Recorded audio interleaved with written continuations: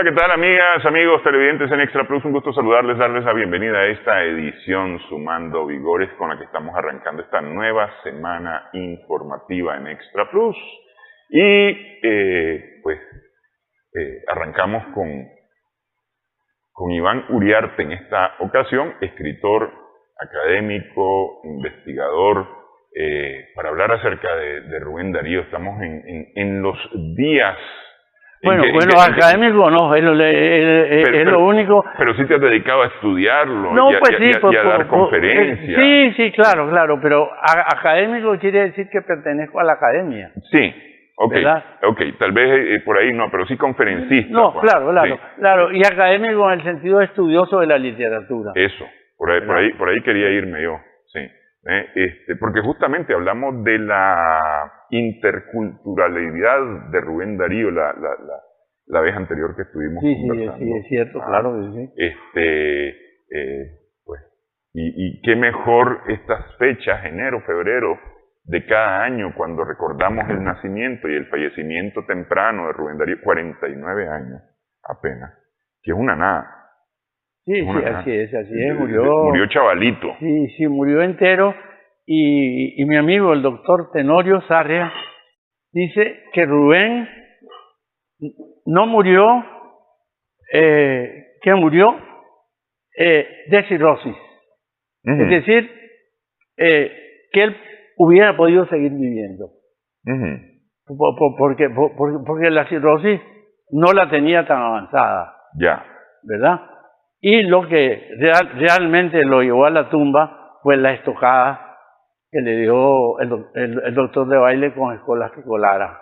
Uh-huh. Escolástico Lara dibujó y le hicieron punciones en el hígado que le causaron una hemorragia. Que esas eran además muy comunes de hacer en aquella época, porque es decir, era la forma que habían encontrado en medicina de hacer tratamiento. Perdón, el doctor Tenorio dice que murió con cirrosis. Sí. Y no de cirrosis.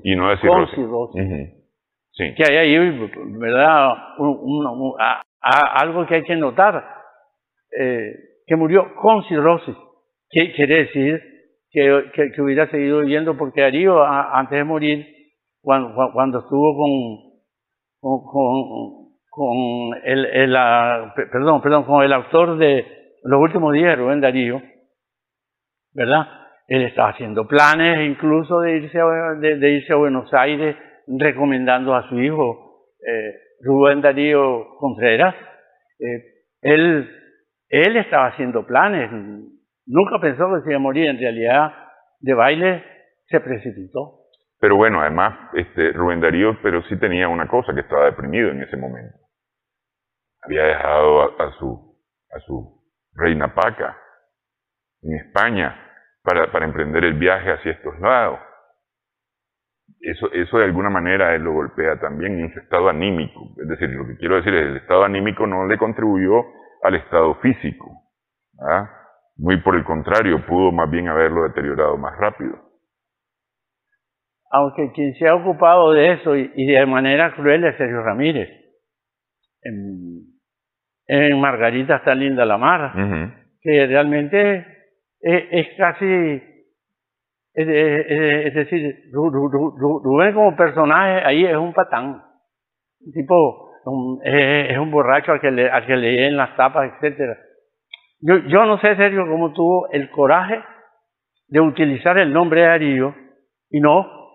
Es decir, si en una novela yo utilizo el nombre, digamos, el nombre tuyo, si yo utilizo tu nombre y digo que vos sos un criminal, esto y el otro, no te va a gustar.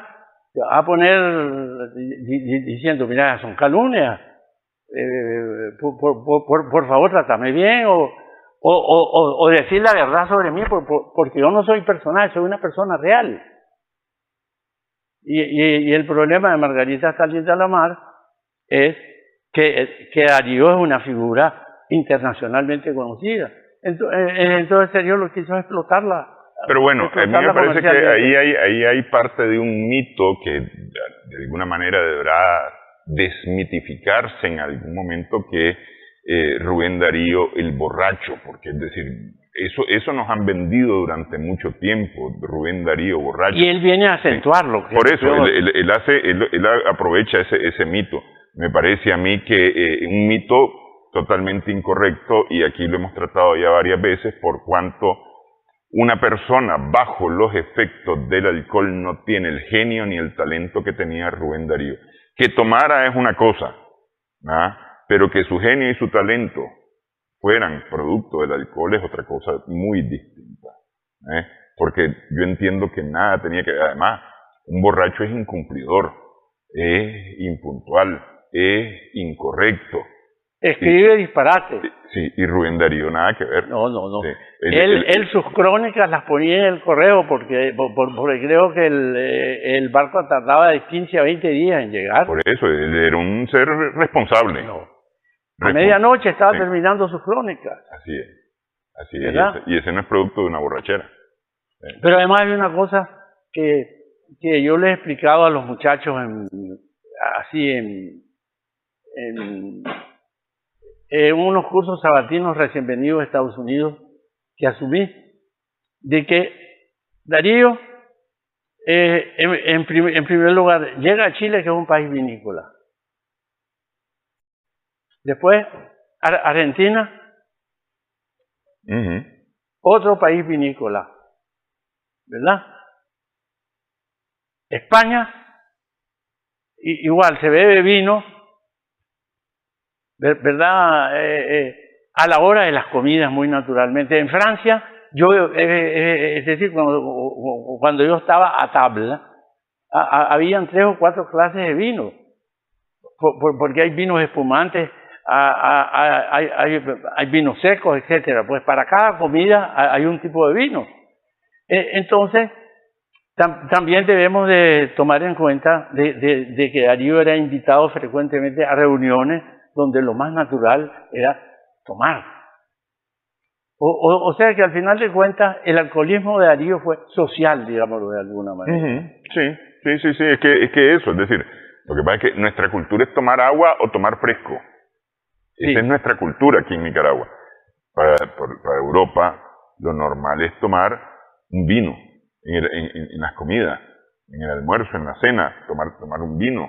Es decir, yo alguna vez fui a almorzar siendo estudiante a una comidería y le ponían a uno el vino de la casa, una botella de vino de la casa para una persona. Es decir, ¿a dónde te tomas una botella?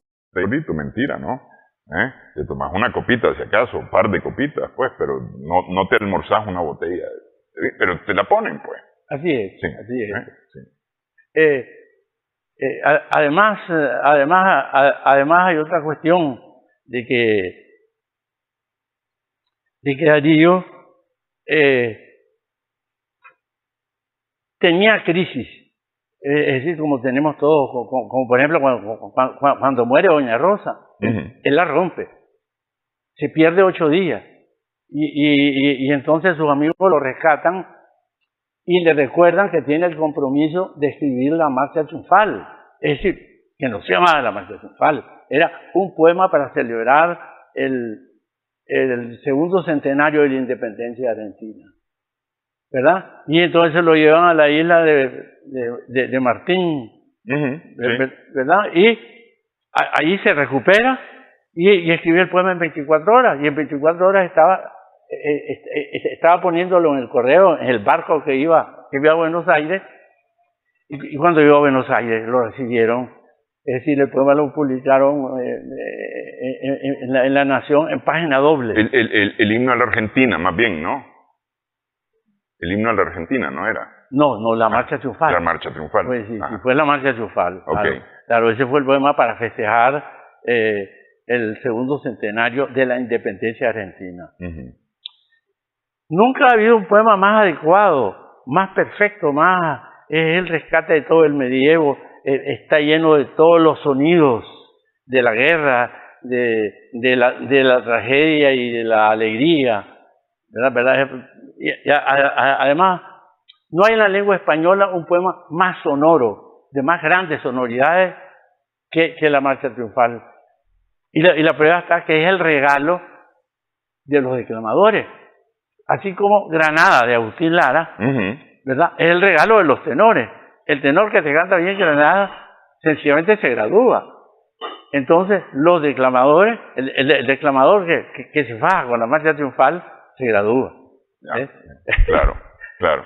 Ok. A ver, para que entremos un poquito a la temática que nos habíamos puesto, o antes de entrar un poquito a la temática que nos habíamos propuesto, este domingo se cumplieron 53 años de la muerte en combate de Leonel Rugama, junto a otros dos guerrilleros sandinistas en una casa en Managua, que viene siendo prácticamente la repetición de lo que 6 meses antes él había rescatado de la muerte de Julio Buitrago, ¿no? Él escribe sobre Julio Buitrago y demás. Decimos nosotros en Nicaragua que esta es tierra de poetas, lagos y volcanes, ¿verdad? Y Leonel Rugama ha sido considerado un poeta, o más bien su poesía como poesía trunca. ¿Ah? Que Mario Benedetti tiene una antología, de Sí. verdad, que precisamente ahí se llama Poesía Trunca. Poesía trunca, ¿verdad? sí. ¿Hay influencia de Darío de alguna manera en Leonel Rugama? Sí, sí, es una pregunta interesante. Yo creo que Leonel estaba liberándose de todas las reglas clásicas de la poesía y precisamente la Tierra es un satélite de la Luna, es una buena muestra que incluso es precursor de Cardenal. Uh-huh. La poesía de Leonel Rugama es precursora de la poesía de Cardenal, pues que se convierte ya en una cosa totalmente distinta. Sí. Pero sin lugar a duda, creo que pocos han señalado de que Leonel Rugama es el precursor de la poesía de Cardenal, como por ejemplo ese poema Como los Santos. Sí. Es decir, que se dirige a todas las clases sociales posibles, callejeras, trabajadores, lustradores, carretoneros, etcétera, pues. Sí, pero está, por ejemplo, como se llama también, porque yo digo, no tiene métrica necesariamente, que es lo que a uno le enseñan de la poesía clásica, especialmente de la poesía de Rubén Darío, pero tiene cadencia, tiene musicalidad la poesía de Leonel Rugama. Epitafio, por ejemplo. Aquí yacen los restos del que creo que dice: sin aliento, uno a uno, buscó tu rostro en todos los buses urbanos de Managua, por ejemplo. Sí. T.C. Eliot, ¿verdad? El autor de La Tierra Baldía, que cumplió ese poema en 1922, un siglo, y no nos acordamos aquí en este país, igual que el Ulises de hoy, ¿verdad? Porque son los dos grandes textos de la vanguardia, el de Eliot, La Tierra Baldía, y el Ulises de Joy, con toda su secuela de que fue prohibido en Estados Unidos, etcétera. El Ulises acusado de pornografía. Entonces, el gran mérito de Rubén es que dominó todas las formas métricas, todas las combinaciones métricas posibles, todo el tipo de poemas, ¿verdad? De poemas ya fuera en octava, en sexteto, en todas las formas posibles. ¿Para qué?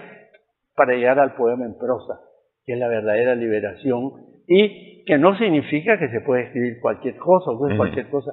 Es la poesía con más exigencia, porque está sujeta a la sintaxis.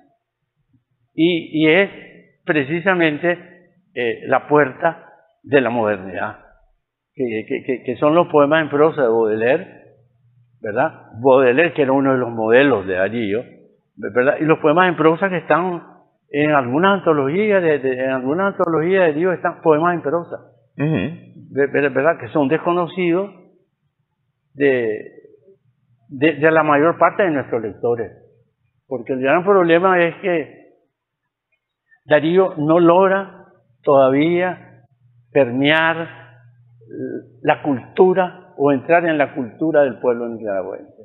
Es decir, cada efeméride lo recordamos, lo cual está muy bien, porque todo el mundo se conmueve, todo el mundo, ¿verdad?, participa de esa fiesta cultural, pero después se olvidan el resto del año. Cuando me han invitado a mí a Darío, a estos recitales que organizan, yo había hecho una propuesta de hacer en Darío un centro de convenciones darianas, ¿verdad? E invitar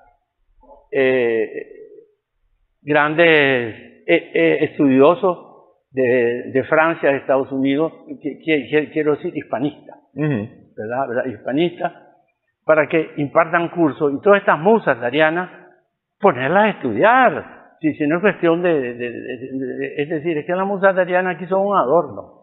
Es decir, declaman la sonatina y ahí se queda. No, y la cuestión, este centro de convenciones sería para que trabajara todo el año, para que vinieran investigadores y realmente se convirtiera en un centro editorial de la obra dariana, pero significa unos cuantos millones que, por ejemplo, los chinos podrían donar 10 millones de dólares y con eso llevamos a cabo el proyecto. Claro, y se está todo el año, que esa es una de las grandes deficiencias que tenemos en Nicaragua en cuanto a Darío, es decir, Darío, decimos Darío, y nos llenamos la boca de Rubén Darío, pero la verdad es que todavía no hemos terminado de darle su lugar, no tenemos una cátedra Darío, no tenemos un estudio verdadero en las escuelas, las universidades para conocer a Rubén Darío, y me parece que hay, por lo menos aquí en el programa hemos abordado facetas distintas de Rubén Darío, y no hemos agotado los temas, para nada hemos agotado los temas sobre los cuales se puede hablar de Rubén Darío. Justamente, ¿por qué Rubén Darío? Vamos a hacer pausa. ¿Y por qué Rubén Darío? ¿Qué es lo que vale la pena de Rubén Darío para que nosotros estemos celebrando a Rubén Darío? Además, pues, el príncipe de las letras castellanas, etc. ¿Por qué Rubén Darío? Regresamos en breve en esta edición. Estamos sumando vigores en Extra Plus.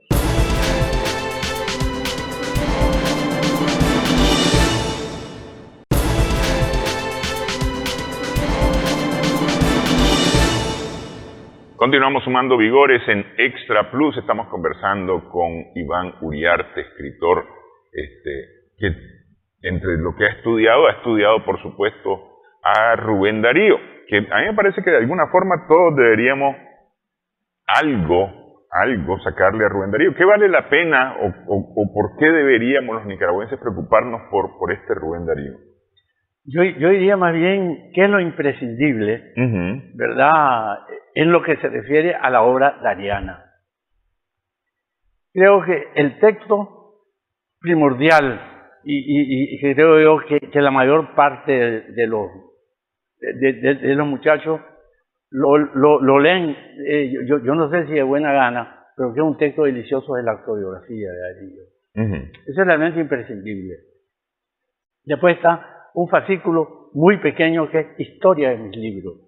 Es la mejor introducción crítica de Darío sobre sus libros, que Darío era un crítico, y no es un crítico X ni Y, sino Darío mismo. En Historia de mis libros él explica cuál ha sido el proceso de los 3 libros anteriores que acaba de publicar: Azul, Prosas Profanas y Canto de Vida y Esperanza. Y después hay un libro importantísimo, me encanta esta edición, con un prólogo magnífico de Fidel Coloma, que se llama El viaje a Nicaragua e Intermezzo Tropical. En Intermezzo Tropical tenemos el poema de Darío que se saben todos los nicaragüenses: si la patria es pequeña, uno de la sueña. Aquí está. Sí. ¿Verdad? Está en Intermezzo Tropical. Y el viaje a Nicaragua es el momento en que Darío regresa a su país después de 15 años de ausencia. Y que es recibido, es decir, en esa época no había periódicos, no había internet, es decir, los periódicos no salían todos los días, no circulaban internacionalmente, pues, ¿verdad? Sin embargo, la apoteosis con que lo recibe, que es la parte buena de la novela de Sergio Ramírez, cuando va el obispo a recibirlo al puerto. Y sencillamente lo traen Es decir, todo el mundo se desborda. Es extraño de que, creo yo, que estos momentos del pasado, es decir, la poesía estaba en el interés central de la cultura de todos, ya sea las clases altas, las clases medias y las clases más ganadas, para decirlo de alguna manera, porque todos fueron y hubo un interés, creo yo, que hasta Sandino anduvo allí, porque Sandino estaba niño, y sin lugar a duda leyó muy bien a Darío y lo sintió. Lo que te quiero, lo que te quiero decir que sería los libros imprescindibles sería la autobiografía de Darío, para conocer a Darío. Sí. Ya su poesía, que cada uno se ocupe de su manera. Sabemos que los libros importantes son Azul, Prosa profana y Canto de Vida y Esperanza, que es realmente la apoteosis americana, sin lugar a dudas. Pero para acercarnos a Darío, el viaje a Nicaragua, el Intermezzo Tropical, la autobiografía, historia de mis libros, y yo agregaría Azul, que es un libro imprescindible. Azul, Prosa profana y Canto de Vida y Esperanza se relacionan con historia de mis libros. Sí. Entonces el lector puede autoeducarse, dado que no tiene tiempo a la universidad, ni hay que le enseñe esas cosas.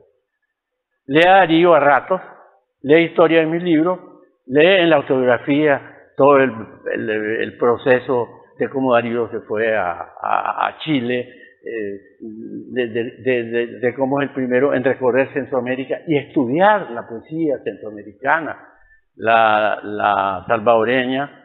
Está el Rubén Darío Criollo en El Salvador, en Guatemala, y fue el primer director de periódico, el fundador del periodismo a nivel centroamericano, ¿verdad? Igual que en Costa Rica, donde Costa Rica estuvo como 3 o 4 meses, e incluso se enamoró de una campesina hermosísima, ¿verdad?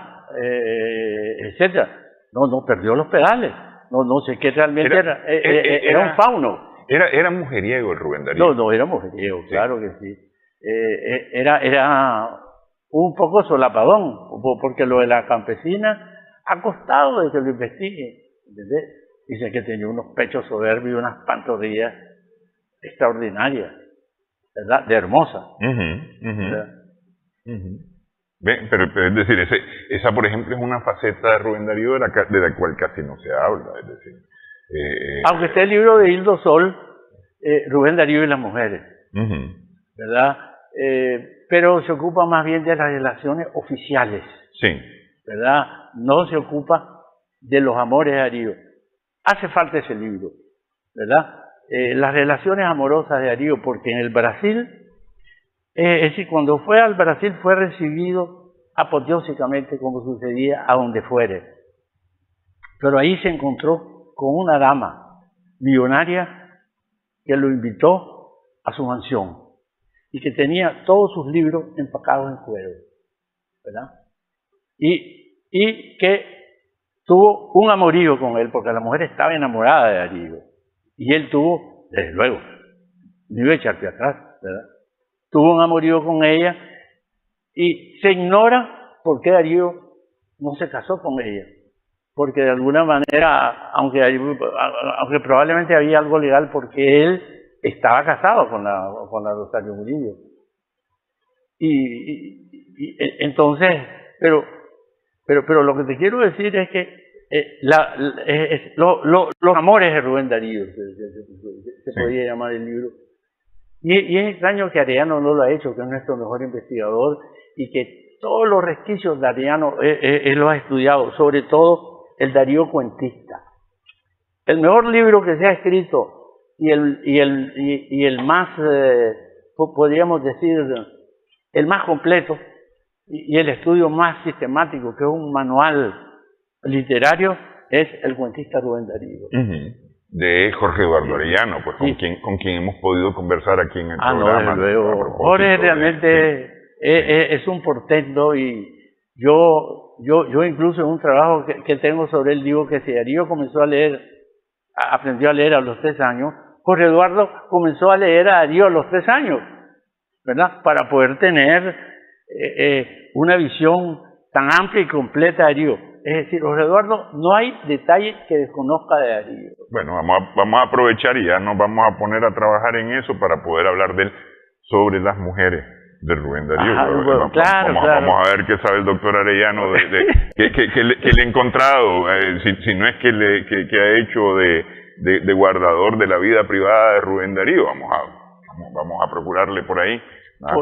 Porque, por ejemplo, don Alberto, que es el primer gran biógrafo de Darío, de verdad y sin lugar a dudas, él se consagró a estudiar la vida de Darío. Pues lo estudia con mucha seriedad. No es que eso sea, pero hay un Darío que corresponde al verdadero espíritu de lo que él amaba de la mitología griega, los faunos y los sátiros. Los faunos y los sátiros que aparecen en azul. Sí. ¿Verdad? Son el juego. Las ninfas, ¿verdad? Las ninfas era la comidilla del sátiro y del fauno, ¿verdad? Entonces ese aspecto de Darío, hablemos un poco de la biografía de Darío. Okay. Ninguno de los biógrafos apunta ciertas intimidades. Quizás Charles Watland, ¿verdad? El poeta errante, que es una magnífica autobiografía, es el único que he visto que habla de la madre de Rosa Sarmiento, que se llamaba Fixia alemán, porque ella, Fixia, estaba casada con un Sarmiento. Sí. ¿Verdad? La Rosa Sarmiento tuvo una vida desdichada, porque sus 2 hermanos murieron trágicamente. Uno saliendo de una gallera y al padre de ella lo asesinaron una familia medina por rivalidades de tierra. ¿Verdad? Es decir, los 2 mueren a pistola. Los 2 mueren a pistola. Sí. Hablando entonces de la biografía de Darío, tenemos de que Darío es probablemente uno de los poetas que ha despertado mayor interés en una vida que para algunos es pobre, ¿no? Yo creo que la vida de Darío es de una gran riqueza. Cuando el Banco Central me contrató a mí para escribir una radionovela sobre Darío, yo pasé como 2 años preparando el material para la radionovela. Y la radionovela se llama El vuelo del cisne. Y yo creo que esa radionovela, que son 89 capítulos, media hora cada uno, ¿verdad? 89 capítulos, sería la mejor introducción para las escuelas primarias de que la escucharan y que tomaran nota y que la comentaran. No he podido, francamente, después que pasó por Radio Sandino, que la pasaron 2 veces, creo que alguna vez la pasaron en León, a Radio Tigre, porque yo le di los derechos a Radio Tigre. Chuno Blandón era mi gran amigo, y la autora Miriam Palacio, su esposa, también, pues allí me abrieron las puertas de ese estudio, y tuve un programa sobre Darío durante 2 años, allí en Radio Tigre. Pues Radio Tigre, que no parece que fuera una radio... que parece más música más música con el estilo de La Picosa. La Picosa se ha copiado de Radio Tigre, más bien. Porque creo que Radio Tigre es la primera emisora con música popular. Que más bien es emulando a la Minuto de hace muchos años, ¿no? Que era una música muy popular, que hoy suena... y que es aceptada por todo el mundo, pero antes a la Minuto la quedaban viendo por encima del hombro, ¿no? Por el tipo de música que tenía, que era música, es decir, ahí estaban las cumbias, los vallenatos, las rancheras, etcétera, etcétera. Y por ahí se fue la Tigre, ¿verdad? Sí, Más o menos, sí. Sí, la música que de alguna manera desprecian las clases altas, ¿verdad? Pero que hoy las bailan porque las cantan Chelito. Sí, así Sí. es, sí, así es, ¿verdad? Sí. Bueno, volviendo a la biografía de Darío, hay cantidad de biografías sobre él. Está la biografía de Guatrán, que te la acabo de mostrar, el poeta Sí. errante, Sí. ¿verdad? Está, no sé qué dicen los libros. Don Alberto es el biógrafo por excelencia y tiene dos versiones de la biografía de Darío. Porque fue muy criticado porque la biografía de Darío que conocemos en los biógrafos Candesa, que creo que así se llama la editorial, ¿te acordás?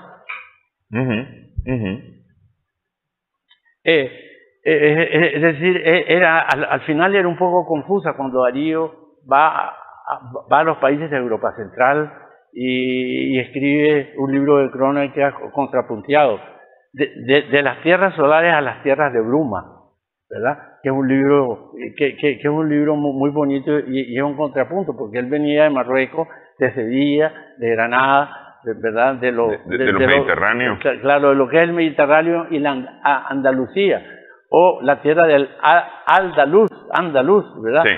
Entonces se fue a los países centrales, esa parte no la cubre muy bien, Pero es que me parece pero se fue a Costa Rica y publicó una biografía de más de 500 páginas, que 10.000 ejemplares se agotaron en meses en Costa Rica. Es decir, hay mucho interés, incluso en Costa Rica, por nuestro Rubén Darío. Y Melvin Wallace aquí, que el gran editor de Darío a nivel popular, ha querido de que la gente lo lea y tenga acceso con poco dinero. Creó un programa excelente que creo que lo ha abandonado por falta de apoyo. Esa es la verdad. Es verdad, por falta de apoyo, pero Melvin comenzó, es decir, editando Los Raros, Todo al Vuelo, todas las crónicas de Darío desconocidas por el pueblo nicaragüense. ¿Por qué?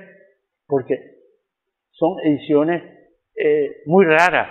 Y los libreros no las tienen, pues, y Pamer no te tiene todas las crónicas de Darío, ni mucho menos.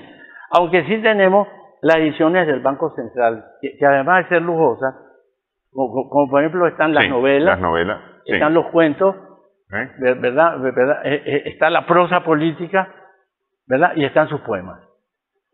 El problema con el Banco Central es que estos libros, él se lo da a los diplomáticos, el banco, pues, se lo da a los no son comerciales, Sí, no son comerciales, y ese es un problema porque la gente no tiene acceso, solo los que de alguna manera estamos vinculados a la cultura y nos lo regalan, por así decirlo. Yo creo que el Banco Central, y esta es una sugerencia vieja, debería hacer ediciones populares de estos libros que están magníficamente editados con prólogos de Jorge Eduardo Arellano, es decir, edición y notas de Arellano y su discípulo Pablo Krause y Elena Ramos. ¿Verdad? Vamos a hacer una pausa nuevamente, vamos a continuar conversando. Las 6 novelas de Rubén Darío es el prólogo de esta novela del Banco Central, efectivamente, del doctor Jorge Eduardo. Como por ejemplo, nadie conoce a Rubén Darío novelista. O se conoce muy poco, pero es que no sé, de alguna manera las biografías tienen tal vez esa tendencia o crean un problema con su tendencia, porque las biografías tienden a irse, yo digo como lectores, es decir, por ejemplo, no se ha hecho ninguna edición de Melina. No, pero es que justamente, es decir, por eso hablo de la biografía. Las biografías tienden a mostrarnos cierta faceta, no necesariamente todas las facetas de los personajes. Es decir, no sé, una biografía de Einstein nos va a hablar de Einstein, el físico, y cómo él llega a la teoría de la relatividad. Pero de su vida privada, de su vida política, de su pensamiento espiritual, difícilmente nos hablan a veces las biografías. Que es lo que me parece que ocurre en el caso de Rubén Darío. Y claro, uno viene, entonces Rubén Darío, padre del modernismo, y entonces, ¿y por qué el modernismo? Y entonces tal vez puede empujarnos a leer un poco Azul, pero hasta ahí. No sé, tal vez, Claro, podría ser. Pero al final de cuentas, sí hemos de reconocer que somos ignorantes sobre Rubén en lo general. No lo hemos conocido bien. Seguimos en Sumando Vigores, hacemos una pausa, regresamos en breve.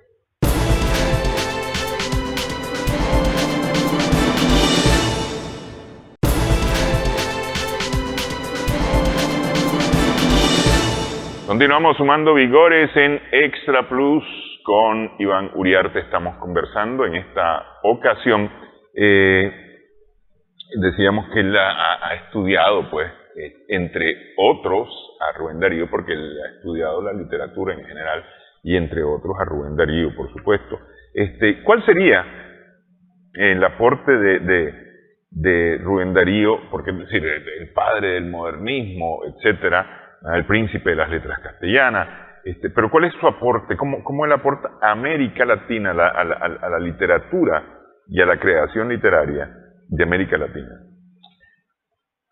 Yo creo que lo milagroso es que un poeta llegue a un momento histórico en que es necesario un cambio en la literatura y que él lo advierta, ya sea por intuición artística o lo advierta para afinar su creación literaria o para hacerla trascendente. Como por ejemplo T.S. Eliot, ¿verdad? Premio Nobel y demás cosas, con su poema La Tierra Baldía, abre las puertas a la modernidad más allá de Whitman, porque Whitman había cantado El Cuerpo. Canta los desastres de la guerra de manera muy subrepticia, canta la decadencia, la morosidad del ser humano, etcétera, pues. Eliot se dio cuenta que era necesario aflojar las riendas de la poesía y darle aire y enriquecerla con otros textos. ¿Qué es lo que hace? Exactamente Darío hace eso cuando se da cuenta de que la poesía española, que venía desde el siglo de oro, enriqueciendo los textos producidos en España y en América, llegan a un límite en el que ya se vuelven farragosos. No sabemos en qué momento Darío lo advierte, pero sí cuando comienza a introducir la prosa y la poesía francesa y hacer un experimento con la poesía del siglo de oro. No es que abandone la lengua, sino que lo mejor de la poesía del siglo de oro, él lo funde con lo mejor de la poesía francesa del momento. Y entonces logra el injerto que es Azul, donde realmente hay una prosa nueva, aunque lo novedoso ahí no es el verso, aunque son buenos poemas, pero lo novedoso es a nivel narrativo. Es decir, la gran novedad son los cuentos, que los extrae de la prosa francesa, ¿verdad? El cuento parisino, etc. Ahora bien, la cuestión esencial es de que el modernismo fue un milagro es decir, que aparecieron simultáneamente poetas extraordinarios. Darío estaba en la Argentina cuando se presentó Leopoldo Lugones, un joven, es decir, con unos magníficos versos, es decir, que impresionaron a Darío. Por ahí en Colombia aparece en la misma época José Asunción Silva. En México, Manuel Gutiérrez Nájera. En Cuba, Julián del Casal y José Martí. Entonces, era como si se hubieran hablado, como si los vasos comunicantes de la lengua y del cambio artístico que se necesitaba comenzó a operar, ¿verdad? Es decir, comenzaron fuerzas subterráneas, espirituales, a producir la gran novedad que es el modernismo. ¿Qué cosa es el modernismo? El modernismo es nuestro romanticismo, porque nuestra América no tuvo romanticismo.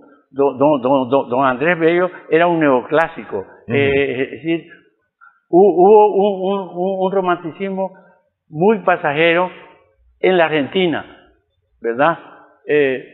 Pero que no cambió nada, porque la cuestión es que el romanticismo cambia la literatura en Inglaterra con los poetas laicistas.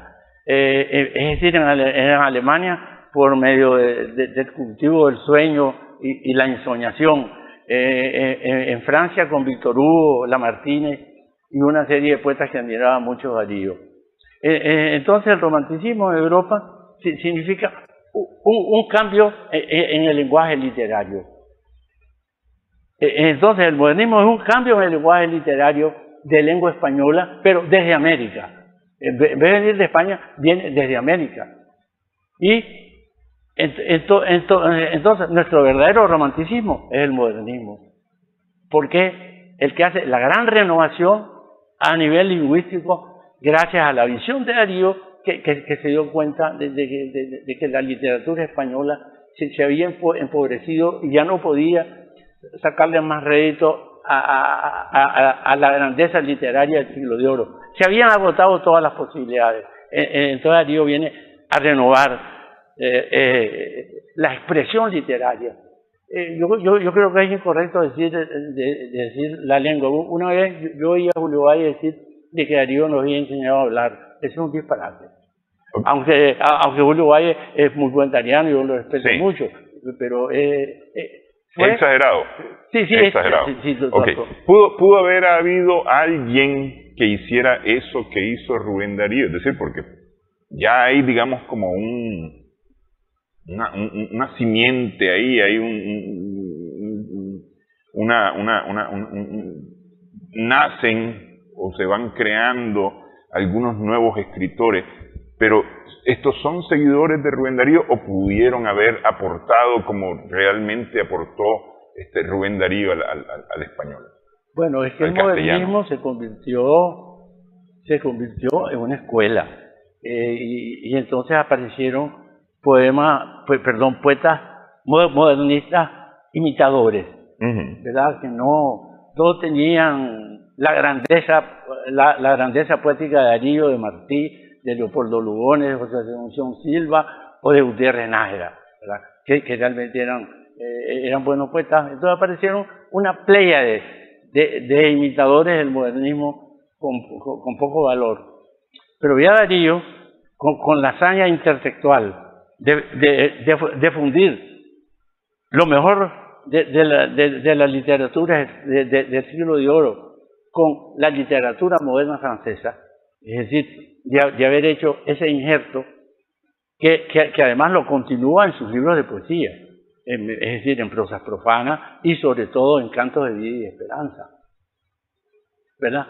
Ese procedimiento literario que es la intertextualidad, que no es decir, tomar un texto y ensamblarlo en otro, sino que la intertextualidad va la traducción, el pastiche, el travestimiento, la escritura, toda la modernidad está en la intertextualidad y Darío es el que la inicia en lengua española. Si no, no se hubieran producido los Jorge Luis Borges ni los Julio Cortázar, etc. Esa es la grandeza de Darío, el que realmente descubre un procedimiento literario que va a ser la llave para abrir las puertas de la modernidad. ¿Qué es lo que hace Joyce a nivel de la prosa con el Ulises de 1922 y Eliot con La Tierra Baldía? Ok, vamos, hacemos pausa nuevamente en esta edición. Estamos sumando vigores, conversamos con Iván Uriarte en Extra Plus.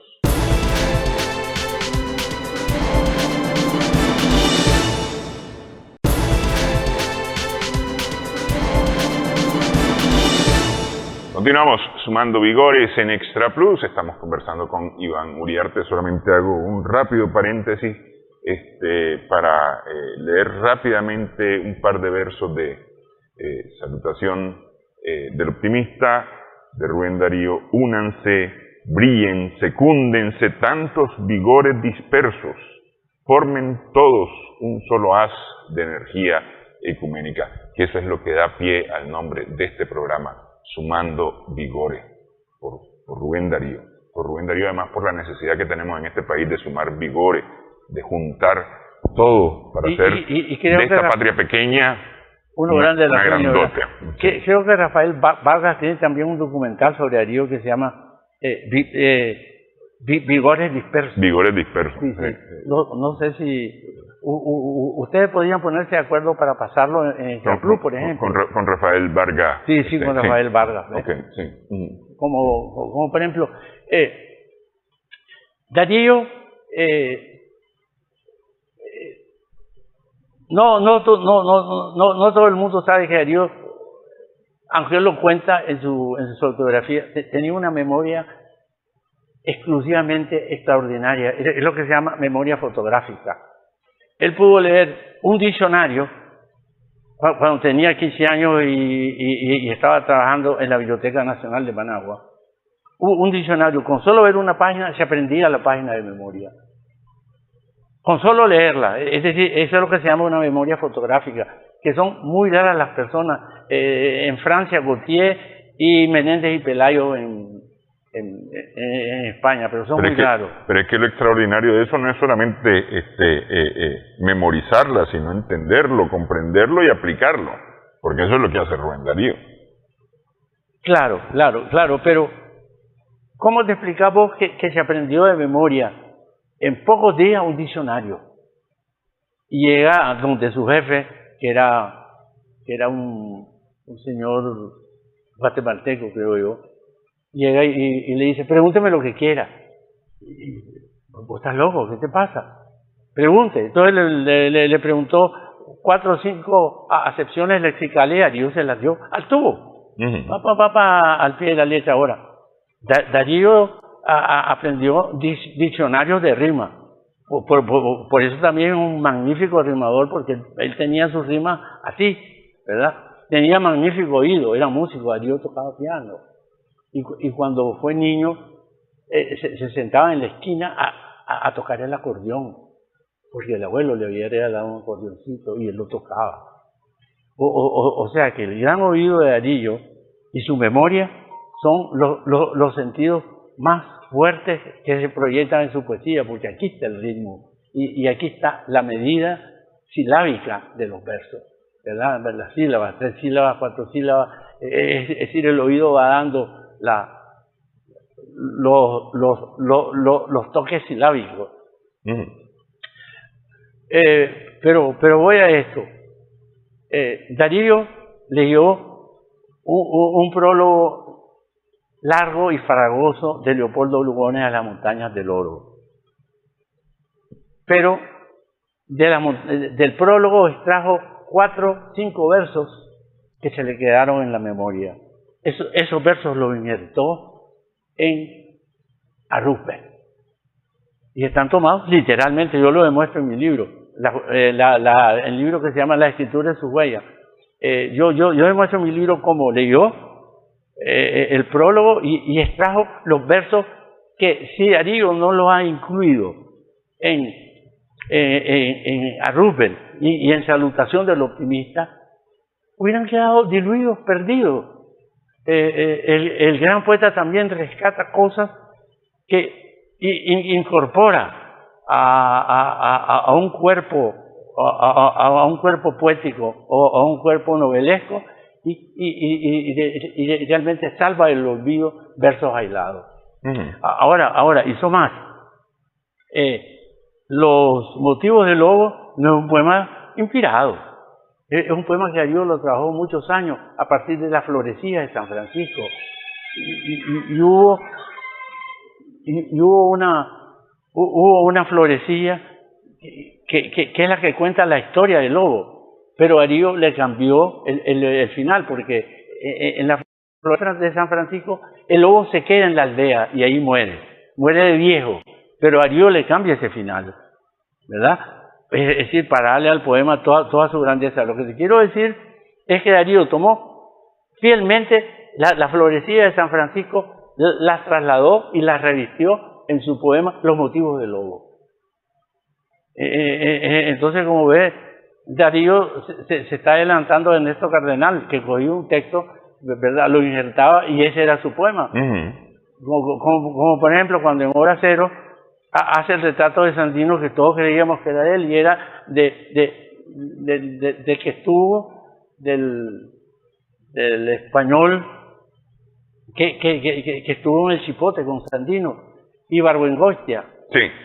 ¿Verdad? Sí, que lo entrevista. Que dice que Sandino tenía un rostro que parecía un santo, un místico, ese y el otro. Eso lo tomó literalmente Ernesto Cardenal y se abrió las puertas, es decir, del gran revolucionario. Esta es la intertextualidad Sí, así. de Rubén Darío, pero aplicada con genialidad, de alguna manera aplicada con toda la genialidad. En Hora Cero, es decir, es sorprendente de lo bien que lo hizo, pero ¿quién lo había hecho antes? Darío.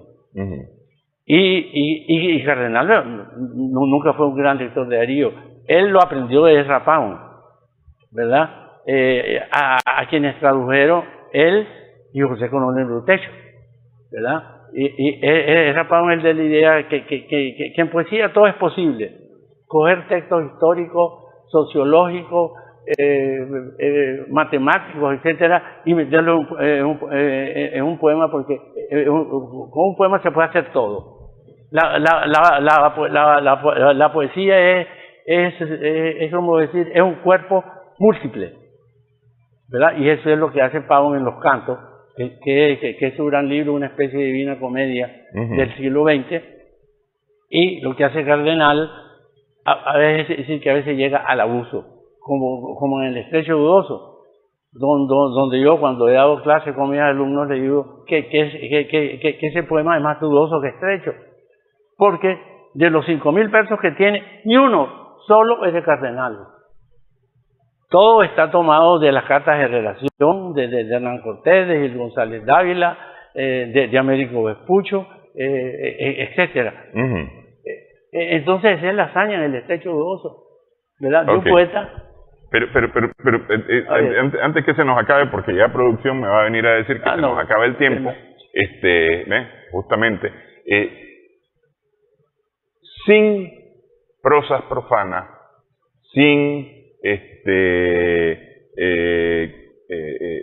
los siguientes producciones de Rubén Darío, Azul se hubiera quedado solito y no hubiera producido ningún cambio como realmente termina produciendo la obra de Rubén Darío. Lo que pasa es que hay que tomar en cuenta que no es solamente el procedimiento literario, la intertextualidad, sino que Darío a cada uno de sus libros les pone un prólogo, y esos prólogos son verdaderos manifiestos,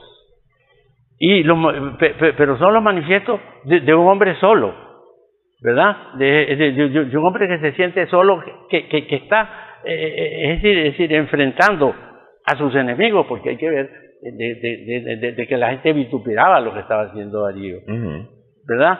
Entonces, ¿qué es lo que está haciendo Darío? Creando una teoría literaria personal, que es el modernismo, en los prólogos de cada uno de sus libros, ¿verdad? Sobre todo en prosas profanas y en cantos de vida y de esperanza, y en historia de mis libros. Ahí está la teoría poética de Darío, que no es el procedimiento. Él no dice cogí esto de aquí y allá, porque Darío, ni Cardenal, ni Darío, ni él te cuentan de dónde cogieron sus textos, sencillamente los meten, anda a averiguar vos. Cuando yo hice mi tesis sobre Cardenal, tuve que estudiar la crónica de Gil González, las cartas de relación de Cortés, y el diario de Colón, Américo Vespucho, etc. Ahí estaba cantidad de cosas que Cardenal había tomado, algunas de la colección Somoza, que son 16 tomos, donde Cardenal tomó muchísimas cosas y las puso en forma de verso, ¿verdad? Bueno, eso ha dado mucho pábulo a las universidades, porque ese tipo de literatura porque ese tipo de literatura es productiva. Es decir, en las universidades comienzan a hacer tesis y entonces hacen una cosa que por ejemplo, no sucede con un gran poemario como La insurrección solitaria. Es decir, Carlos, sin lugar a dudas, es un poeta superior a Ernesto Cardenal. Sin embargo, Cardenal es el poeta casi conocido occidentalmente. Bueno, todos estos son hijos de Rubén Darío de una u otra forma. Así es, claro. De una u otra forma. Porque Cardenal desemboca en el mismo procedimiento que Darío introdujo en la literatura hispanoamericana, aunque lo haya tomado de pavo. Sí, y Carlos Martínez Rivas, pues escritor formidable, extraordinario también, que hay que todavía darle su lugar, me parece a mí, que está pues claro. Carlos es un gran poeta, sin lugar a duda. Sí. Después de Pablo Antonio, Alfonso Cortés, Salomón de la Selva, ¿verdad? Carlos es el poeta. Bueno, y yo soy un gran admirador de Joaquín Paso. De Joaquín Paso. Claro que sí. Y pienso escribir un trabajo sobre el canto de guerra de las cosas. Bueno, cuando lleguéis a viejos, si es que entonces llegáis a viejos, si es que entonces quedó alguna piedra. Así estamos. Así estamos. Bueno, muchas gracias por esta platicada, Iván. Por esta parafada. Sí. Bueno, creo que quedamos a la mitad, pero no importa, ¿verdad? Bueno, pero da pretextos para poder continuar conversando. Claro, y la cuestión es que creo que los medios hay que luchar para que por lo menos se funde en este país una cátedra dariana pública. Amplia, ¿verdad? Es decir, donde se inviten estudiosos, hispanistas, de franceses, los norteamericanos e hispanoamericanos, es decir, hay unos argentinos. Principalmente los nicaragüenses. No, y nicaragüenses, es decir, aquí tenemos a Eduardo Arellano, a Julio Valle Castillo, etcétera, pues, sí. ¿verdad? Que son grandes estudiosos de Darío, sin lugar a dudas. Así es. Pero no sé, es decir, estas efemérides solo son un campanazo que se extingue el resto del año y vuelve cada enero y cada febrero. Y yo creo que así tenemos a Darío casi sumido en sus propias efemérides sin realmente ver lo trascendente de su obra. Sí. Bueno, muchas gracias, Iván, nuevamente por esta platicada. Gracias a nuestras amigas, amigos televidentes por su sintonía. Esperamos que el programa haya sido de provecho para ustedes.